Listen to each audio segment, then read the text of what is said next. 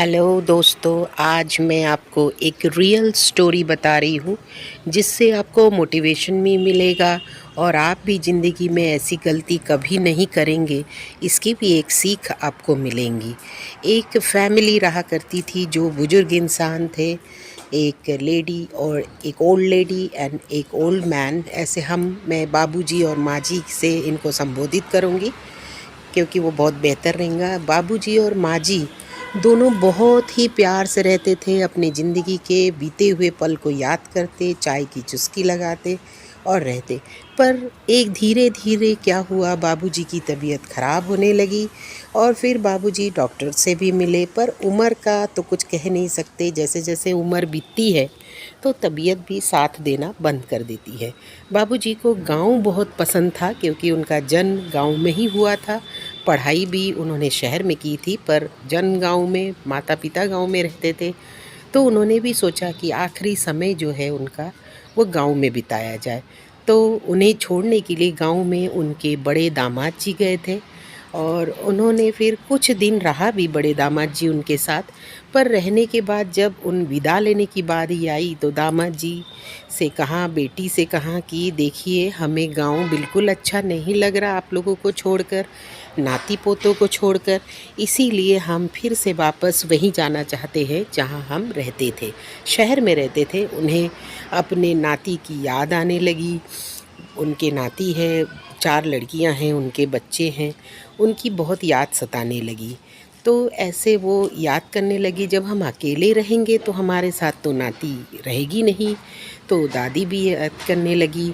फिर उन्होंने सोचा कि सबसे बेहतर है कि हम जहाँ रहते थे शहर में, वहीं हमारा आखिरी समय हम बिताए।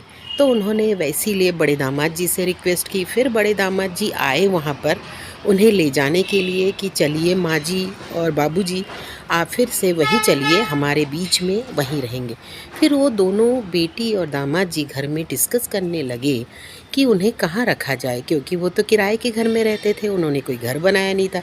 तो उन्होंने अपने दूसरे साड़ू भाई से बात की, उनका घर बन रहा था, ऊपर एक उन्होंने कमरा बनवाने का तय किया। और उन्होंने कहा कि इसके लिए आपको कुछ रकम देनी पड़ेगी मुझे भाई साहब, तभी मैं ऊपर माँ जी बाबूजी के लिए कमरा बना दूंगा। तो बड़े भाई साहब ने कहा ठीक है। बड़े दामाद जी ने फिर वे माता पिता जी फिर से वो कमरे में आ गए रहने के लिए। बड़ी खुशी थे कि चलो हम गांव से यहाँ आ गए, अब हम बच्चों के बीच में रहेंगे, नाती पोती के बीच में रहेंगे, अच्छा दिन गुजरेगा। और सही में उनका दिन भी बहुत अच्छा गुजर भी रहा था। वे खुशी खुशी अपने पल को गुजार रहे थे और बड़े मज़े से रह रहे थे, अपने मीठे पलों को याद करके। फिर से वही हुआ, बाबूजी की तबीयत वापस ख़राब हो गई और इस बार तो कुछ ज़्यादा ही ख़राब हो गई। ख़राब होने की वजह से वो बिस्तर में हो गए, खाना पीना भी उनका बहुत कम हो गया। इस वजह से माँ जी थोड़ी चिंता में रहने लगी और एक समय ये आ भी गया कि भगवान उनको अपने पास बुलाने आ गए। बड़ी दुख की घड़ी थी, पर क्या करे, जिस जो आएगा वो इंसान को तो एक दिन जाना ही है, कोई अमर नहीं है। इसीलिए बाबूजी सबको छोड़कर चले गए, पर माँ जी बिल्कुल अकेली हो गई। वो अकेलेपन में याद करती, अब मैं क्या करूं, किसके साथ रहूं, मेरे सुख दुख मैं किसे सुनाऊं, ये सोचकर दुखी। पर कभी कभी वो अकेलेपन में अपने बीते हुए कल को याद करती और अपने दुख को थोड़ा कम करती। पर दोस्तों, जो अपना साथी है वो अगर अपने छोड़कर चला गया है, वो दुख सिर्फ वही जान सकता है जो उस दुख से गुजरता है। हम सिर्फ उन्हें खुशी दे सकते हैं उस दुख को दूर करने के लिए। और अगर आप उस समय उन्हें दुख देंगे तो वो और ज़्यादा दुखी हो जाएंगे। तो वो उस पल को याद करके खुश हुआ करती थी। बेटियों को लगा चलो माँ जी थोड़ी टेंशन कम है, खुश है, बहुत अच्छा है। बेटियाँ भी हमेशा कोशिश करती थी कि माँ खुश रहे, उन्हें कोई दुख न हो, पिताजी की याद न आए, ऐसा वो हर मुमकिन कोशिश करती थी। चारों बेटियाँ बहुत ही अच्छी थी उनकी, अच्छी, और वो सब अपने ससुराल में थी, पर अपने माँ का पूरा ध्यान रखती थी। पर एक दिन आया ना, सुख कभी रहता नहीं। उनमें से एक दामाद ने कहा निकल जाओ आप मेरे घर से, मैं बिल्कुल आपको नहीं रख सकता। आपने जो मुझे पैसे दिए थे वो पूरे हो गए, क्योंकि उन्हें रह के 10 साल हो गए थे। तो उन्होंने कहा इतने पैसे 10 साल में तो हो गए। उन्होंने ज़्यादा रकम नहीं दी थी, 1 लाख रुपए दी थी, क्योंकि उनके पास बहुत रकम थी ही नहीं। फिर वो बूढ़ी माँ जी चिंता में आ गई, अब मैं क्या करूँ, कहाँ जाऊँ, मेरे पास तो पैसे भी नहीं हैं। बूढ़ी माँ जी के भी भाई थे, 7 भाई थे उनके, पर सातों भी बड़े बड़े इंजीनियर्स थे, पर किसी ने उनको देखा नहीं, पूछा नहीं। जब से उनके पति चले गए, गुजर गए, किसी ने नहीं पूछा।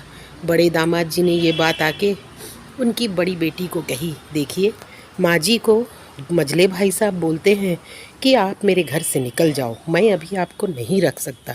ये सुनकर उनका एक बेटा करण बहुत दुखी हुआ। फिर से वो बड़े मजले भाई साहब आए, बड़े भाई साहब से कहा, देखिए आपने मुझे कहा था ना कि इन्हें रखिए, मैंने रखा, 1 लाख रुपए ख़त्म हो गए हैं, आप अब इन्हें ले जाइए। माँ जी बहुत दुखी, वो जानती थी मेरे बड़े दामाद जो हैं उनकी इनकम बहुत ज़्यादा है नहीं, मैं कैसे उनके पास चली जाऊँ, कैसे रहूँ मैं उनके साथ, क्योंकि वो खुद ही जॉइंट में रहते। फिर उन्होंने फ़ोन किया, मजले भाई साहब जो थे, मजले दामाद जी, उन्होंने अपनी लड़की को फ़ोन किया, देख बेटा तू मौसी को समझा दे।